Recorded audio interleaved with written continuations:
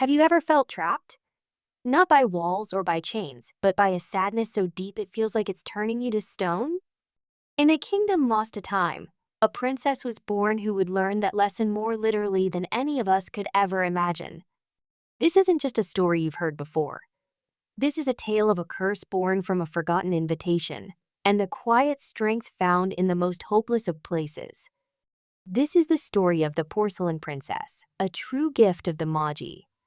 In a prosperous kingdom, a kind king and a benevolent queen ruled with gentle hands. They had everything a monarch could desire: the love of their people, a sprawling castle, and peace in their lands. But one treasure eluded them. The halls, though grand, were quiet. The royal nursery, filled with the finest toys and a hand-carved cradle, remained empty. The queen's heart ached with a loneliness that no royal duty could fill. She often walked in the royal gardens, speaking to the flowers as if they were the children she longed for. The king would watch from a distance, his own heart heavy. "King, oh my love, if only I could grant you this one wish. This ultimate gift." The queen prayed each night for what she called her gift of the Magi, a child to fill their lives with laughter. But year after year, her prayers seemed to go unanswered. The hope in the kingdom began to fade, replaced by a quiet melancholy that mirrored the queen's own heart.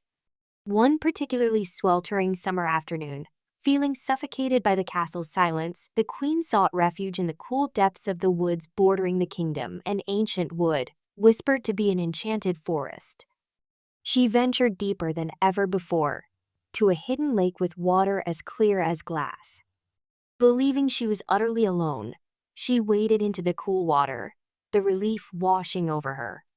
"Queen, oh, I believed I was alone." Old woman voice is raspy, yet sharp. "You believed wrong. The forest sees all, hears all." "Queen, I see. Well, I shall be on my way then. My apologies for intruding." Old woman, "Wait. You are the queen, are you not? Running from the silence of your castle?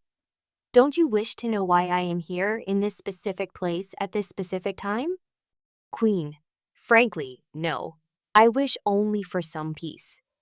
Old woman, "What if I could promise you the thing you desire most in this life? The very reason your heart is heavy and your eyes are filled with sorrow." Queen, "And what would you ask for in return? Gold? Jewels?" Old woman, "I have no need for trinkets. All I ask for is a moment of kindness. You see, I am weary and I am hungry. You give me food from your royal kitchens, and I will give you the answer to your prayers." Queen, "All I have with me is this loaf of bread." Old woman, "And all I have are these rotten mangoes I foraged." Your offer sounds far more appetizing. Old woman, "It is yours then.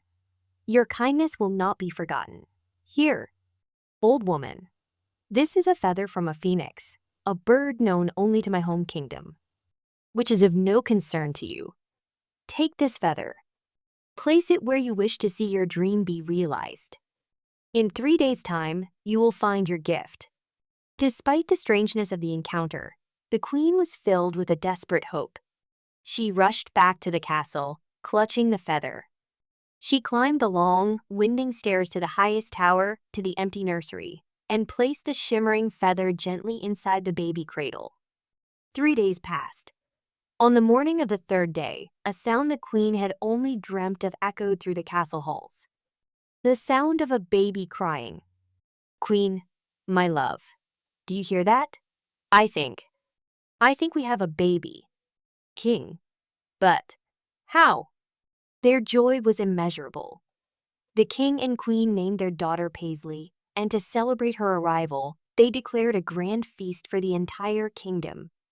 Invitations were sent far and wide.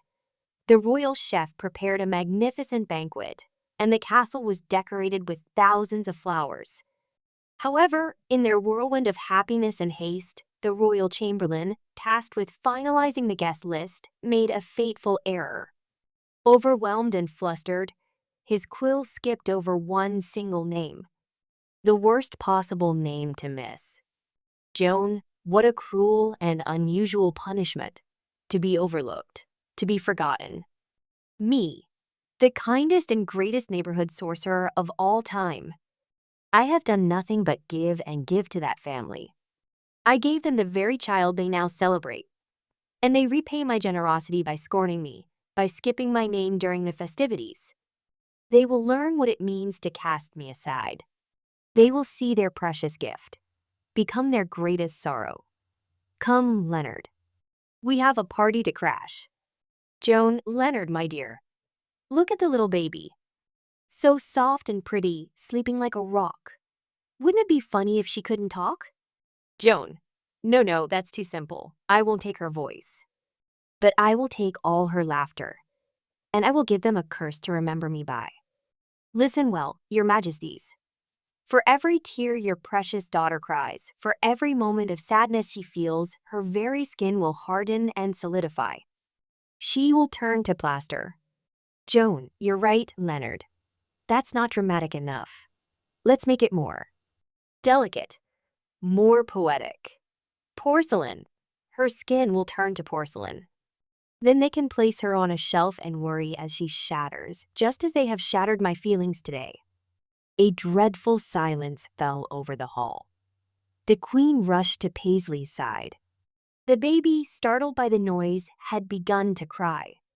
A single tear rolled down her cheek and touched her skin. At that very spot, a strange, hot rash appeared. Queen, your majesty, quickly. Get the royal physician. She's been burned. Physician, your majesty. This is the most bizarre thing I have ever seen. It's hot to the touch, but your daughter's skin seems to have hardened at the burn site. Like a scab. King, a scab? That will heal, won't it? Physician, no, sir. Not like a scab. It's hard as a rock. King, a rock? Physician, no, sir. Not quite a rock. Or a boulder. It's smoother, whiter. It's like a piece of porcelain. Queen, porcelain? But that's highly fragile. Physician, indeed. Luckily, for now, it is contained to this one small spot on her cheek. King, yes. Yes, we are rather lucky, aren't we? It's a shame, really, that the king and queen felt lucky in that moment. Perhaps for a brief, fleeting instant they were. But that luck ran out as the years passed. The porcelain curse was absolute. When toddler Paisley cried for milk, her other cheek turned to porcelain. When she tumbled while learning to walk, her knees turned to porcelain, the scraped skin hardening into a ghastly, smooth white. When she slammed her toy trunk shut on her little fingers, her hands turned to porcelain, frozen in a delicate, doll-like pose. Soon, the Princess Paisley, though she grew in age, was almost entirely porcelain, save for her expressive, beautiful eyes and the limited movement she retained in her limbs. She was a living doll, beautiful and terrifying all at once. If she weren't so lovely, like a master craftsman's finest work, one might be fearful of her appearance. On her 12th birthday, after 12 long years of this heartbreaking reality, her parents had had enough. The fear of her shattering completely consumed them. King, we must lock her in her tower room, your majesty. She is too fragile, too breakable for daily life. We must confine her to a space in which she cannot break. Queen, but she'll be terribly sad. She is a 12-year-old girl trapped in the body of a much younger child. She cannot speak, she cannot play. All she can do is look around and hum. King, my dear, she's already sad. This is to protect her. And so the maid, with a heavy heart, placed Princess Paisley into a cushioned chair, wrapped her in a soft blanket, and set her in front of the large window in her old nursery high in the tower. The maid walked out, and the sound of the key turning in the lock echoed with a dreadful finality. For days that turned into weeks, months, and then years, Paisley's world was the view from her window. She could do nothing but look around, hum quiet tunes to herself, lightly kick her porcelain feet, and dream of the day she could feel the grass and the sun once more. Years and years passed. Paisley, now nearing her 18th birthday, had spent almost a third of her life in that chair. She was very much over the idea of sitting there. You can only look at the same dull, gray castle courtyard so many times before you grow tired of the view. A plan began to form in her sharp mind. The next time the maids came to tidy her room, she would escape. She would use the last bit of movement she had in her legs to waddle out the door, down the long hall, and somehow find her way to the garden. Whether she could feel it or not, she would sit in the grass, feel the sunshine on her face, and enjoy the outdoor breezes. Maid 1. Good afternoon, princess. Will only be a moment. It was almost too easy. Paisley wondered why she had taken so long to attempt such a thing. It seemed that no one, not even the castle guards, ever expected the porcelain princess to run or waddle, as it were. But much like her parents all those years ago, Paisley's luck was about to run out. Joan's feathered spy had not been idle all these years. He had been tasked with a single purpose: to watch the princess and ensure the sorcerer's leverage over the family remained intact. As Paisley waddled across the courtyard, Leonard swooped down, his talons catching the fabric of her dress.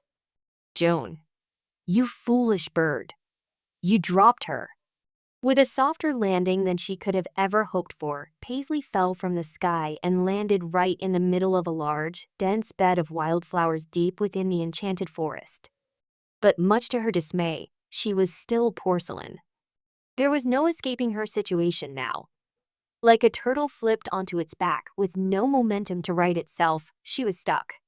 Joan, you were to spend all these years watching the princess, ensuring she never escapes. She was my punishment for her mother and father's regretful decision. She was to turn to porcelain every time she cried to solidify their mistake in forgetting me. And you may have let me know she was escaping, but you did nothing to stop it. Now she is lost in the forest. I have no leverage. I have nothing to demand from the king and queen without their daughter. I plan to offer to turn her back to normal in exchange for their throne. My plan is tarnished. Find her. Find her now. For many days, for many weeks, for many months, Paisley lay there, looking up at the sky. She watched the seasons change in a way she never could from her tower window. The brilliant green of summer drifted into the rustic oranges and reds of fall. The leaves fell around her, creating a colorful blanket.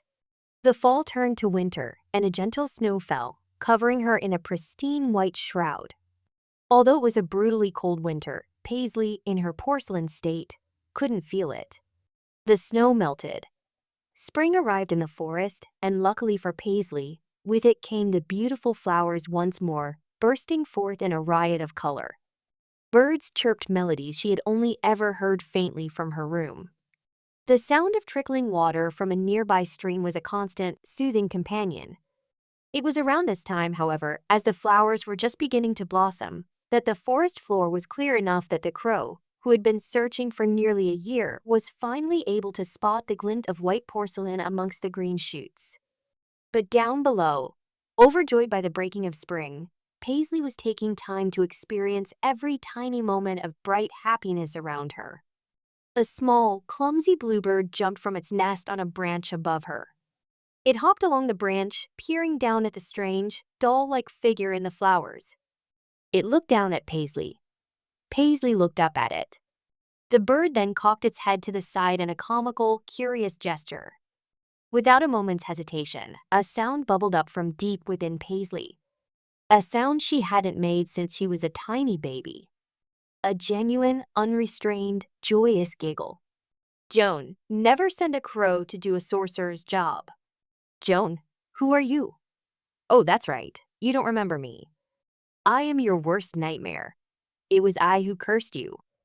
I who gifted you the porcelain curse to hurt your parents for casting me aside. Paisley. No. Joan. Yes.